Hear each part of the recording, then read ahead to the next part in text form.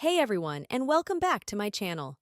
Today, we're wrapping up your CapCut editing journey by showing you how to export your awesome creation and get it ready to share with the world. Let's jump in! Alright, so with your edited video on screen, look towards the top right corner. You'll see an upward-facing arrow. That's our export button. Now, before we hit export, let's take a quick look at these settings. Here, you can choose the quality of your video. We have options from 480p all the way up to 4K.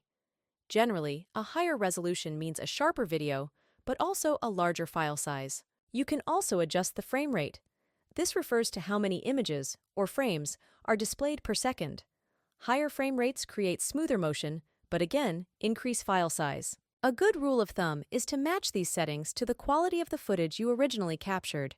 No need to go overboard if you started with a lower resolution video. Once you're happy with your settings, tap on Export button. CapCut will start processing your video, and you'll see a progress bar. And there you have it. Your CapCut masterpiece is now ready to be shared with the world.